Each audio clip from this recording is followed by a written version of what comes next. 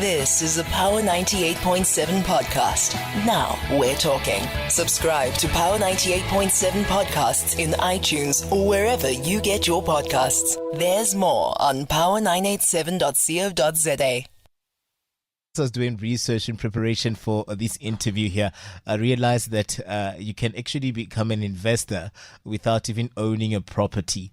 And the chance will, kind of make us understand how this works, because I believed that I would have to buy a property and then maybe rent it out or flip it and then sell it. That's how then one understands this space. But you can really then become an investor and boom and win in this space without owning a property. That's very interesting. But you find us on 0861 987 000 this morning. Also there by X, we go by at Power FM 987 at Katlego Lerodi _Lebo Neo. Good morning. Welcome to the show. Good morning to the listeners. Thank you for having us again. Always lovely to have you on, Neo. Much appreciated, Katla. Property is one of those topics whereby even if you wake us up at 2:30, we're excited to speak about.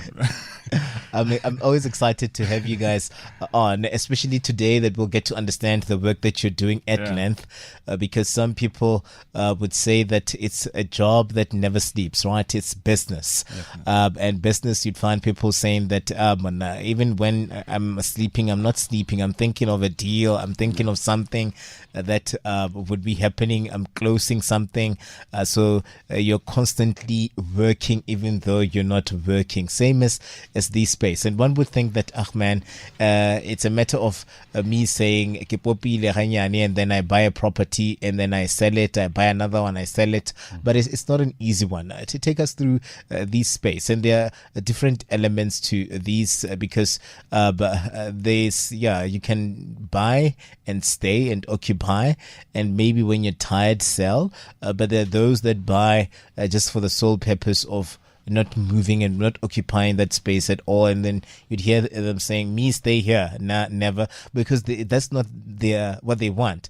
But their intention then would be being in business through this particular property that I've bought. The business of property. How is this business? And is it something that you can say that then we see a lot of people then approaching because it's an easy one to crack?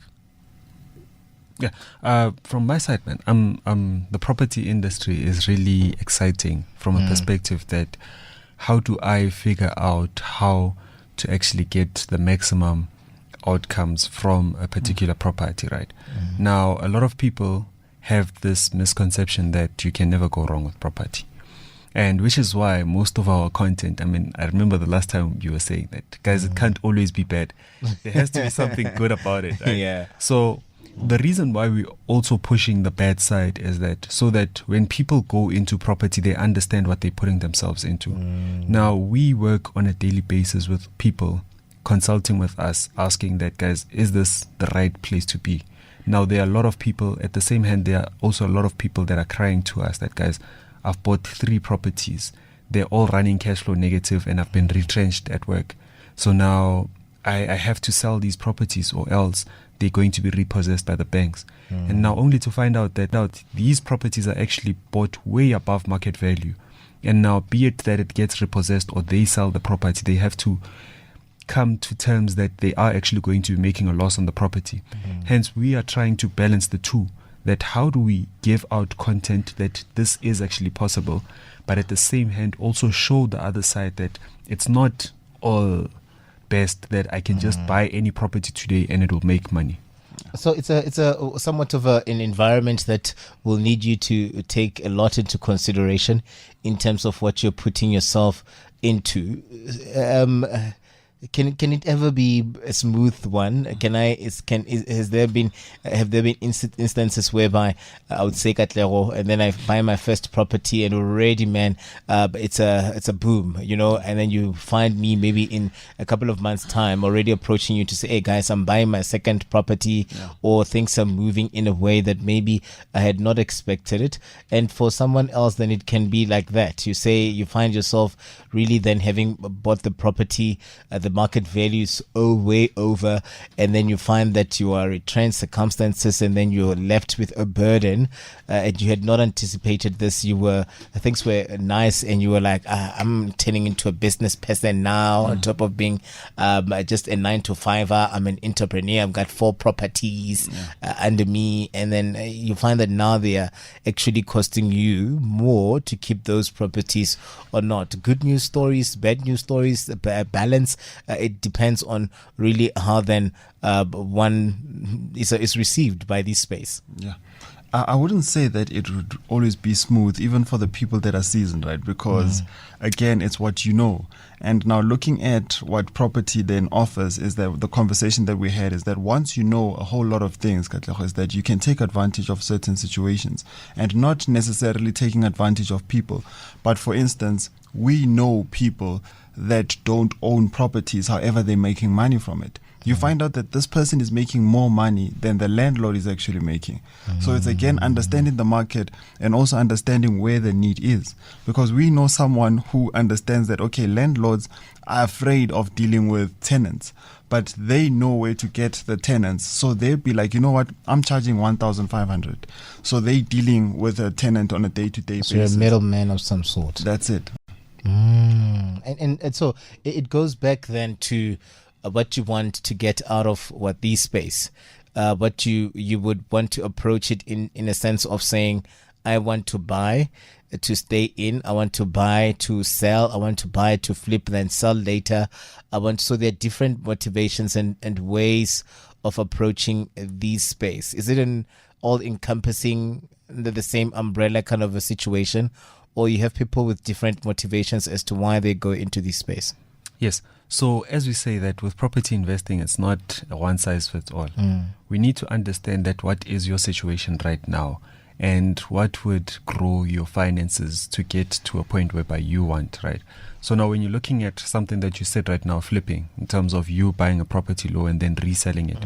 Now with that strategy, you see a lot of people doing that when they need a lump sum, right? So say for instance, you want to start your own saloon or you want to start your own catering business and you need a large sum of money. So that's where a lot of people actually drive to. Sometimes it could be used as a stepping stone that, okay, I'd be flipping right now. However, I want to go into a bigger deal in terms of getting 20 units at one go. So now when you are going into property investing, it's really important for you to understand that why are you investing in that particular property? What is your goal of investing in that property? Because we have sometimes people that are actually buying properties to rent out. However, they don't have a day-to-day job. They don't have income. So now you end up getting 1,000 on a monthly basis, and then you're feeling stuck that, okay, now that I have this property, yes, I've told everybody that I have a property, it's renting out, I'm getting 1,000 on a monthly basis. However, it's not meeting my goals. That's when we'd push someone more towards do flip, because you'd actually be getting more money. Then at a later stage, that's when you can actually go towards rental, whereby now you're getting cash flow of around 5,000, 8,000 on a monthly basis. Do we call, Abu Mama and Abu Gogo, those ones that would allow us, like the students coming into the big cities, to go to back room in their houses? Do we call them investors? Do we see that as somewhat of an avenue? Do we categorize that as you going into the space? Because then one would say my motivation for wanting to go into this space and me realizing that there's money here is because I saw Korai, we used to have a tenant, and you'd see the monies that is coming in here, that it's really helping us a lot. Do we categorize that as an investment in this space as well? And do we see people maybe starting small and going to a point of saying, let me just rather move out of this property and just turn all of this space into a rental of some sort, because I see that there's a greater interest here, and maybe I want to just move into another location. I'm a Kishapo. I want to move into another location. Instead of selling it altogether, let me rather start a property, kind of a joint of some sort, and continue with what we started in the back there, and now expand it and just all encompassing in the yard. Yes. I mean, it all started there, man. Looking at Mkhono, or looking at Uncle, who was actually, or Matala, who was actually collecting rental from the tenants, and then we all got curious about what's happening there. I mean, it even gets to extreme to an extent whereby you see some people buying a house that has tenants, but they're also living in one of the back rooms, and they're renting out that main house. That's when you're like, no, it's for real. This thing is happening, man. And just to add on what Neo was saying right now, especially when you're looking at your township, right? If you're buying it in the right area, you don't have problems with tenants in terms of looking for tenants. I remember there was a property in around Deep Kloof that we were looking for a tenant for. Immediately, we posted that, we did that on Property 24 around 11 o'clock in the evening, right? The next day in the morning, we had already gotten like 3 inquiries. People saying that, guys, I've been looking for a property in Deep Kloof. I'm willing to give you the deposit and then only come view later on. And that's hard to actually find sometimes in the suburb, whereby someone would say that I'm willing to commit right now and then see the property later. Do the political climate maybe influence how people then move? Have we seen somewhat of a boom now in terms of people wanting or being interested in buying houses or selling their houses?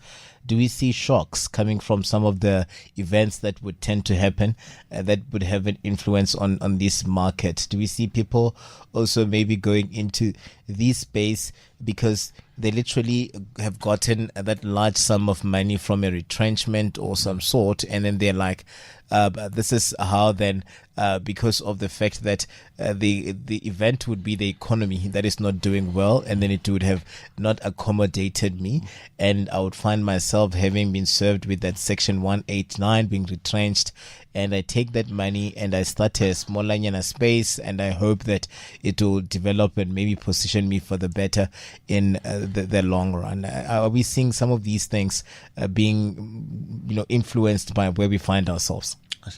The question that you asked is very dear to my heart, because there's so many people that reach out to us in a dire situation whereby I've gotten retrenched, or I felt as if I'm ready to stop, right? Only to find out that I'm getting that 1 million or I'm getting that 2 million, and then now I'm going into a space that I hardly know or I hardly understand. So then the question is more of, if you hardly understand, now what decisions will you be taking? Because we've seen a situation whereby somebody's taking this money, they're building a student accommodation, which is like 20 minutes away from the school. And now you only find out that if it's 20 minutes away from the school, you need to then also organize transport for them. So ultimately now it means that you're getting into an environment that you hardly understand, and it could be a huge risk. Yeah. And just to add on what Neo was saying, right? Whenever you're looking at property, this thing is a business, if we're being honest. There's cash flow, there's expenses that you need to be looking out, there's assets that you're looking at. And now if you just going into it blindly and not understanding what you're putting yourself into, you might catch yourself on the wrong end of property investing, of which I hate actually seeing people do. Hence we actually started No Wealth. Then what are some of those considerations that one will have to take or make when going into the space? Because it's not just a smooth one. There are insurances to be considered. But I think when one of the questions coming from Livu earlier on was around the issue of the land as well. That's to say that the land will have to be somewhat of a consideration when you're going into the space. Is it just a smooth one, or you would have to just consider a lot of things, and it's not just only about you having that capital. There's also other issues that you'd have to consider if you then decide to go into property investing. When it comes to land, right, all we see, especially as beginners, right, we're seeing a space whereby I can make money, not necessarily understanding what's happening beneath, because we've seen this situation whereby an investor did a due diligence by calling someone who'd actually assess the land. Because now here's the thing about the land, is that sometimes you might find that you're buying land in a situation whereby you can't build 3 stories up. And you find that your intention was to go maybe, let's say, about 50 units on that land. And now you find out that if you didn't do your due diligence, you would buy that land and only find out later. So the importance again of also coming through with a qualified team, doing that due diligence before you sign the offer to purchase, it does serve justice to to you, man. Yeah. So also then when you look at it, the issues of who then shoulders the blame for insurances and their likes, do we see all of these things then coming on to you? Do we see you then maybe looking at the history of this property in terms of everything else that may flow from whatever has been incurred over time that would have to come to you? And there's this time when someone asked also about the issue of the what do we call them when you are buying on auction, to say, is it also still the same case? What would be the considerations? Because now I may have this money that I've gotten from being retrenched, and I say, how do I approach this? Okay, the best way would be to go at it through an auction, to buy this property on auction. And there are a lot of those considerations that I guess one would have to make or take into consideration as they approach this matter. Yeah. So how I would like to structure it is that, number one, I need to understand that what am I trying to do with that property, right? So say, for instance, we are starting off with saying, I want to do a student accommodation. So now with student accommodation, I need to understand that if I want to be NSFAS accredited, what does my property have to look like? So if I want to put in 2 students, how big should that room be? Now, a lot of people don't consider that. I'm excited that I got a property that's close to a university and I'm going to start building the property. Now, we need to also understand that if I'm saying it's close to the university, close is subjective. Neo can walk for 20 kilometers. 5 kilometers, I'm done. So now we need to understand that according to the university standards, what is far according to that university standards. So now there are a lot of considerations depending on which strategy are you trying to do. Now, if you're looking at more of your Airbnb, there are places whereby Airbnb is not actually working.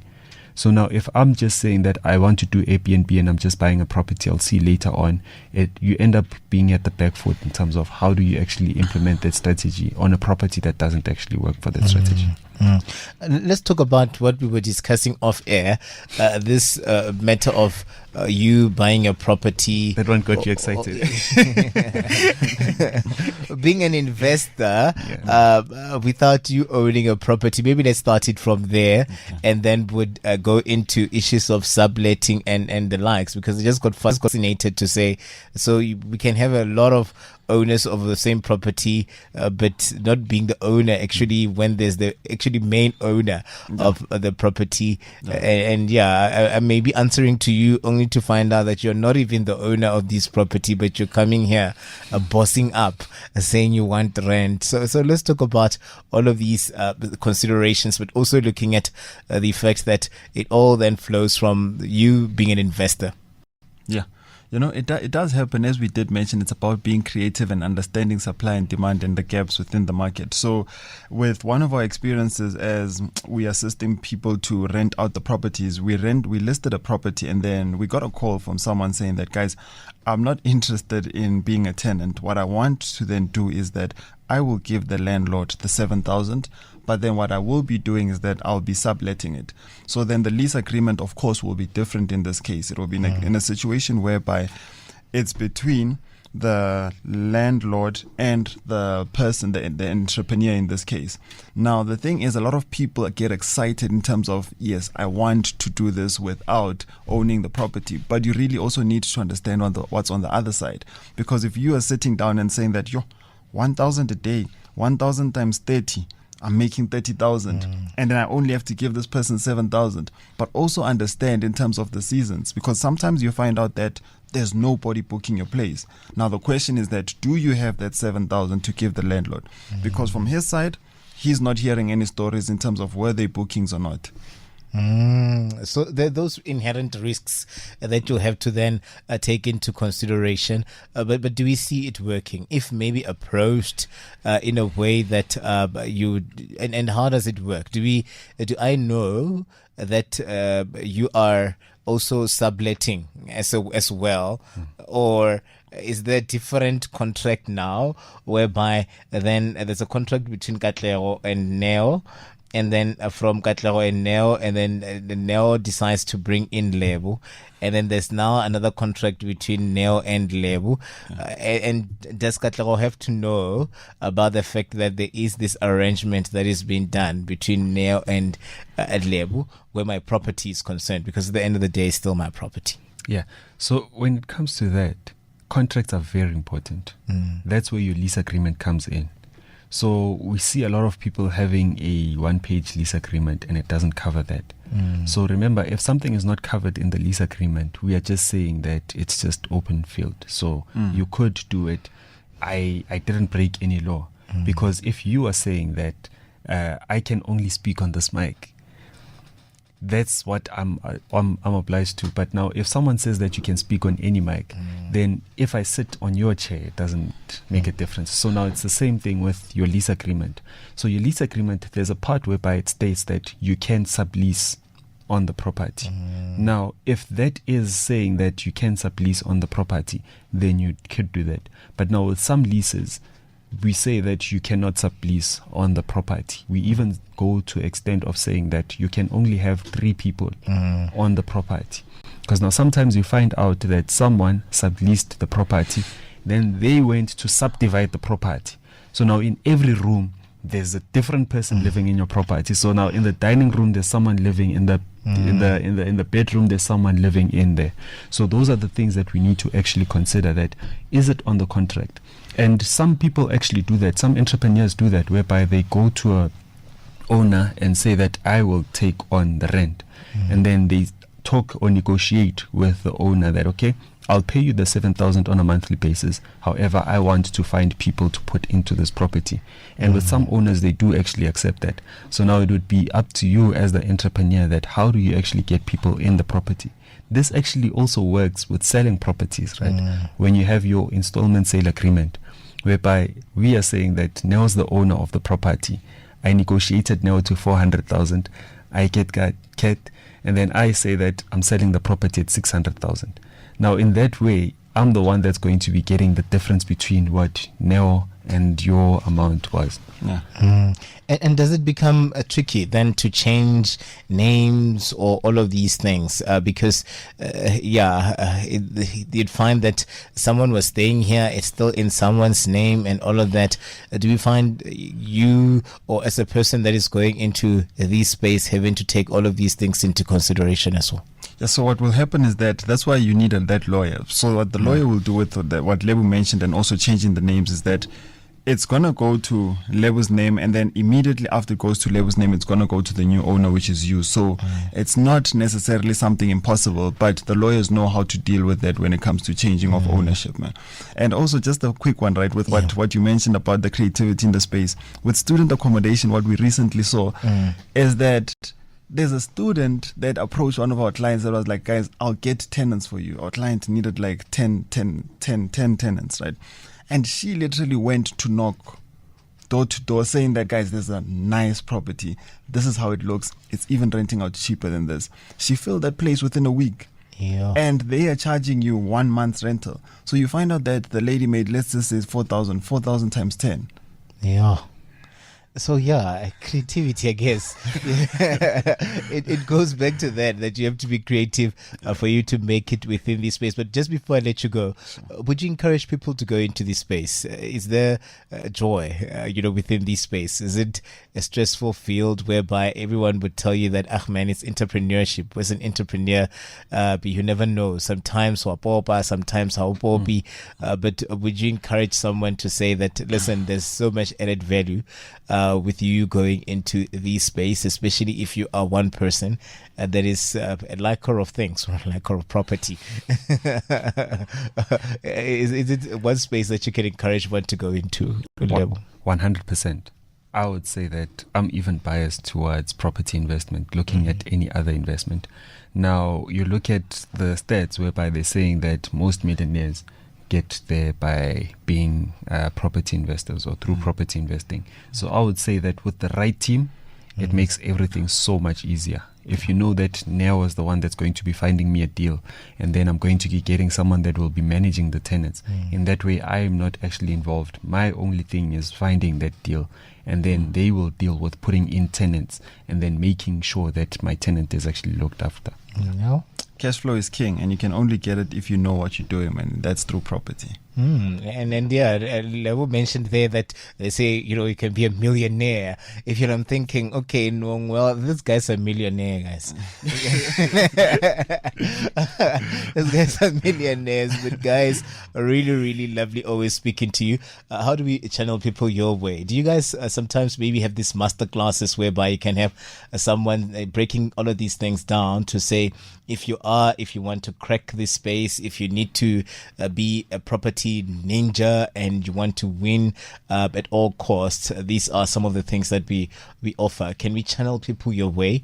You guys are property experts in that sense, and is this something that you guys do there at Non-Wealth? Yes, via email, what we do is that we host these one-on-one sessions, really get to understand what people are going through. So if they do want to reach out to us, it's info@nongwealth.co.za.